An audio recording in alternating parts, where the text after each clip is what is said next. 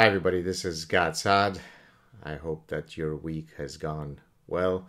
A few quick stories from the land of infinite lunacy that have taken place over the past few days, two of which I'm involved in, and another one I'm not, although I did comment on it on social media.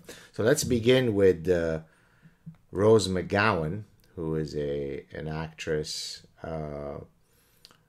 I don't really know much about her, but I know that she's an actress. I think she was maybe involved in the hashtag Me Too movement going after Weinstein and so on, if I'm not mistaken. Anyways, I had written a tweet.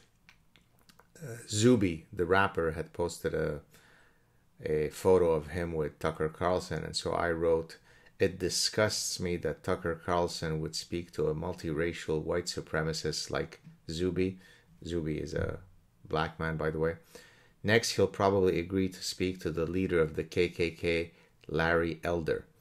Larry Elder is also a black man who's running for governor. And here what I'm doing, I'm basically satirizing, but in a sense, it's not even satirical, because the concept of multiracial white supremacy is one that has already been proposed. People have accused, literally, Larry Elder of being a white supremacist, even though he's a black man. And so I, of course, satirized that position by feigning being disgusted at the thought that Tucker Carlson would invite a black man who is, quote, a white supremacist.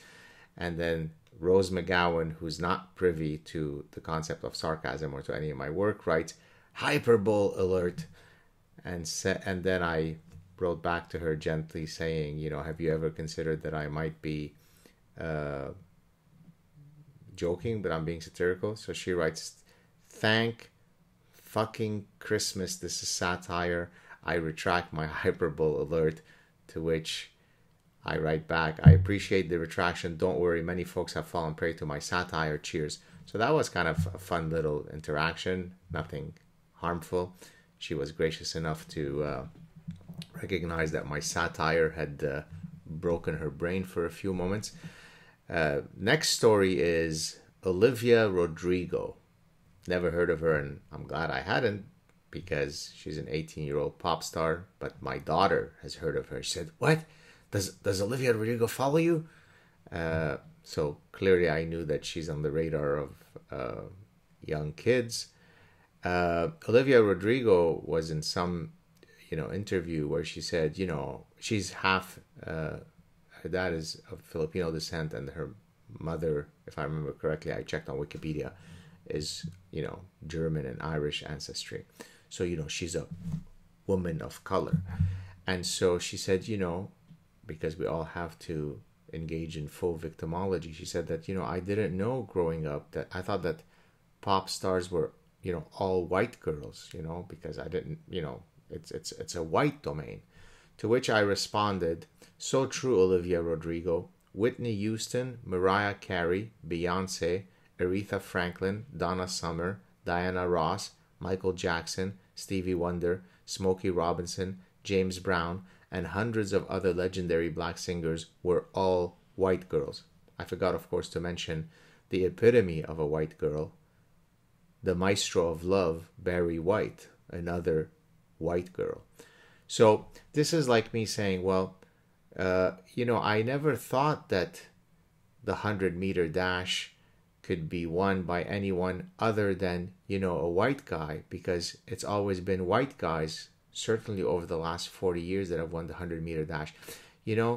How can I ever hope to become a basketball player where all I see are white guys who are excelling? White guys like, LeBron James, white guys like Michael Jordan. So imagine how detached from reality and arrogant in her youthful stupidity she must be to take a situation that is perfectly opposite to what she is describing, and yet because she has to somehow adhere to a victimology narrative at 18 years old, rather than being, I can do everything, the US is a beautiful country, it's a country where all dreams can come true. I didn't know that pop stars could be anything other than white girls. God damn that white girl, Michael Jackson. Oh, I forgot to mention another white girl, Janet Jackson. So there you have it. That was story 2. And then story 3, a true story of heroism. This is from Mount Royal University, which is, a small, not very well-known university in Canada. This is the tweet that they put out. And it's all in lowercase letters. You'll see in a second why that's important. Other than one word. So you ready? Dr. Linda Manyguns. I love that last name.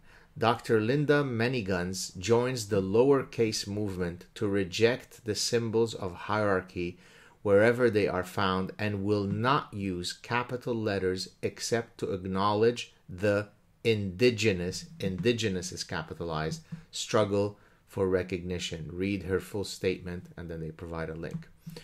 So a truly heroic, so you've got, for example, the Afghan women who are now going out into the street to protest the Taliban, a true misogynistic patriarchy. That's feminism. But you have other heroes that don't wear capes, like Dr. Linda Manyguns, who is joining the lowercase movement, to fight the horrors, the racist country that Canada is. I wish I could say slowly we inch. I wish I could say it. Cheers, everybody. Have a good weekend. Ciao.